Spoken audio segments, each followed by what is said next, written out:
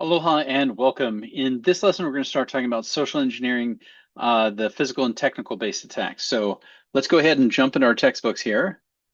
And here we go. So social engineering, we've talked about a couple things before this about social engineering, different types. We're going to be going into the physical and technical based attacks. So the physical based attacks, they depend on the physical proximity of the attacker to the target to gain information and unauthorized access to a secure area. So a physical based attack doesn't require any technical expertise. So, for example, an attacker can learn a target's cell phone password by watching the target enter the password.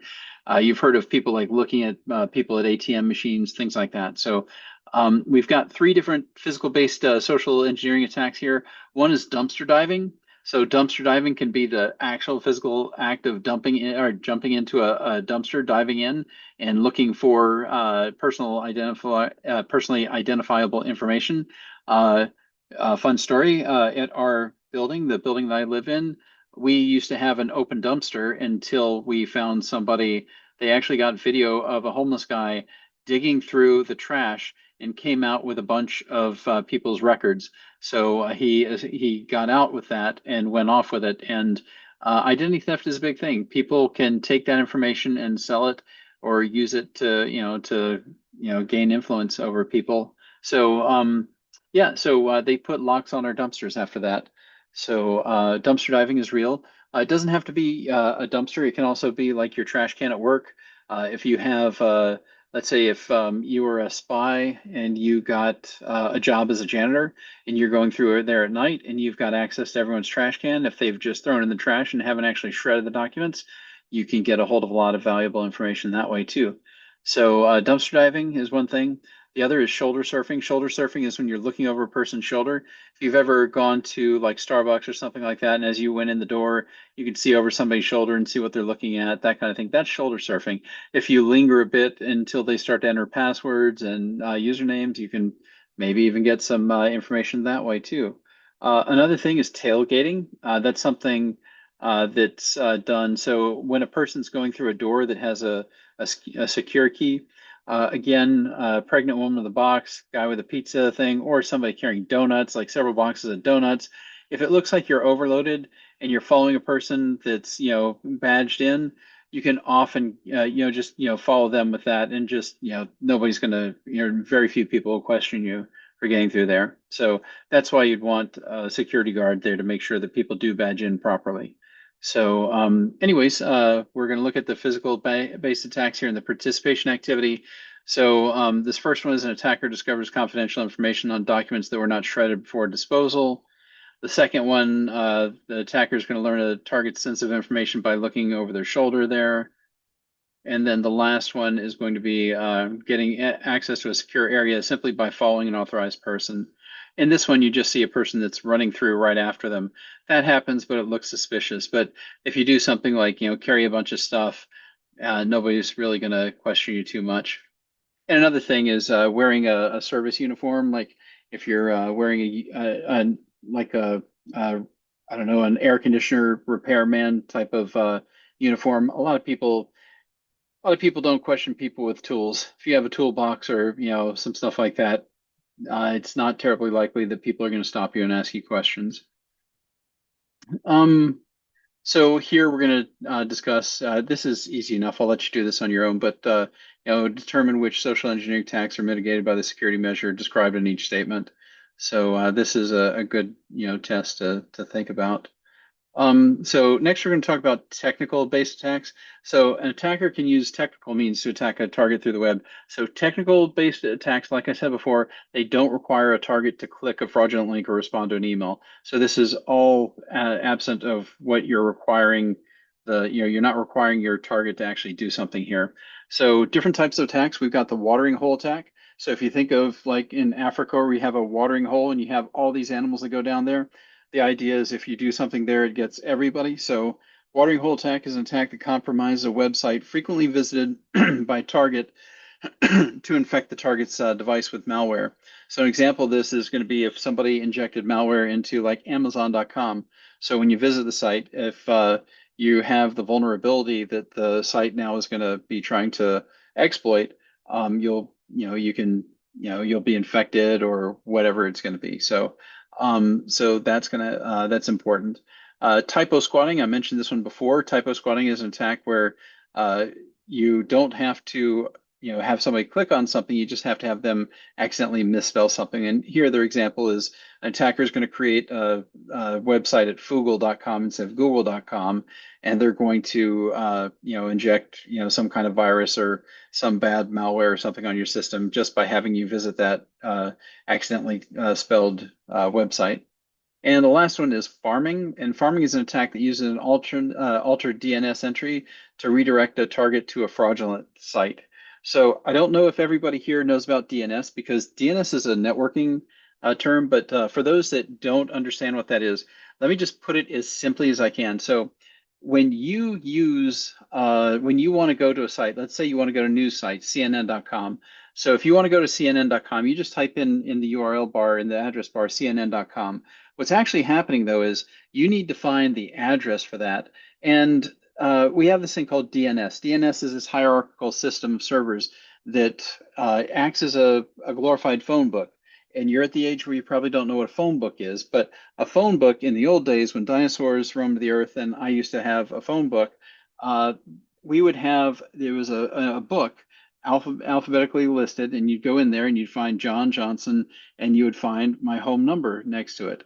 So we would have this phone book so you could locate people, also businesses. So if you ever need to look somebody up, you go there and you look it up. Well, DNS is kind of like that. So DNS basically is it's taking the addresses that like www.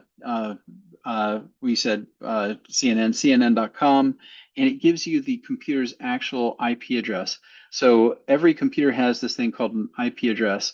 If we're using IPv4 addresses, it's like 192.168.1.1, something like that. So all DNS does is it says, oh, hey, that name that they're using, that actually refers to this address. So when you're talking about pharming, what you're doing is you're doing something to make what's returned when they go to look up that DNS entry, you're actually going to try to fake it into sending it to a different address. So that's all you're doing. And you can do that through a number of ways. DNS addresses, you've got on Windows systems, you have a host file, and the host file has literally the address like www.cnn.com.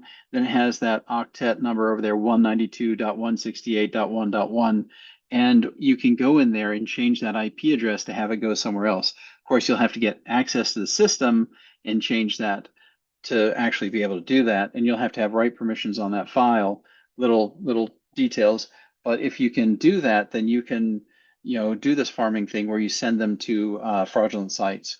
So that's a high level attack. You can also, I guess, attack the router if the router has certain paths that it sends people to. So you can do this through a number of different ways. There's also ways of poisoning DNS if they're not secure, and that's a whole different topic. We're not going to talk about that right now, but just understand that pharming is when you're attacking. It's a technical attack where you're trying to change that relationship between a website that they're calling by name and where it's actually going to send them. So CNN.com doesn't go to 192.168.1.1. It goes to, let's say, 10.0.0.1 instead. So that's what that is. That's what pharming is. So here we can see different examples of it. So watering hole attack is the first one. So an attacker compromised a legitimate site. Somehow they hacked Amazon.com, let's say, so that the computers, their user's computer is infected with malware when you go to that site. And then we've got for typo squatting, an attacker creates a fraudulent site at shoe.com to attack users who forgot the second S in shoes.com. So that's a typo squat. And then number 3, in a pharming attack, an attacker changes the DNS entry for shoes.com to a fraudulent site's IP address. So that's what I was talking about here. You have the name, and that corresponds to this IP address over here, this 4-number dot, separated notation. So that's the different types. And when a user enters shoes.com in the address bar up here, it's actually going to pull it from the DNS server, and it's going to be the wrong one. It's going to be the bad one. So that is the attack. So in here, it wants you to go and determine, which type of technical base attack we're talking about there. Um, Yeah, so one thing here, if an attacker alters the DNS entry for Expedia.com on the Cloudflare DNS server, what users who enter Expedia.com will be redirected to the attacker's fraudulent site? Now, this is a question I don't think is really fair for your knowledge base right now, but we talked about DNS servers and how they work. It's just the place that you get the name for. So a Cloudflare DNS server, if they're poisoned there, um, you would think that everybody would be infected, but really only the people that are using Cloudflare's DNS servers are getting infected because of what I said earlier about DNS is a hierarchical thing.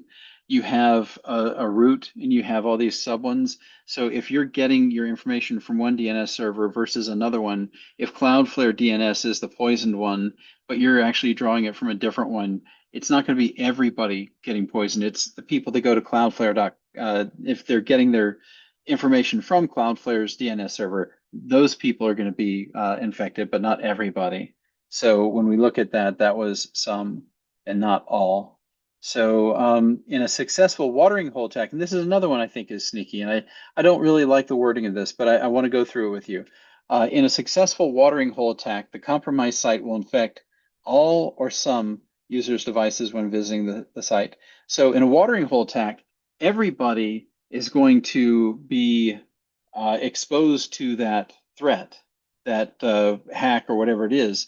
But the number of people that will be infected are only going to be the ones who have that vulnerability. Let's say that they have a Windows-based hack. Let's say that there's some kind of a hack that only works against Windows system. All the people that attach via Mac, if they go to that website from a Mac system, maybe they're not vulnerable to it. So it's not going to be everybody. Again, it's going to be a sum kind of thing. So it's going to only affect some people that go to that site. And the rest of them are just determining, what kind of a technical based attack it is on, based on the situation. So I'll let you do those on your own. And that is it here for the physical and technical based attacks. Again, as we're going through here, if there's anything you'd like to ask me, feel free to reach out, send me an email.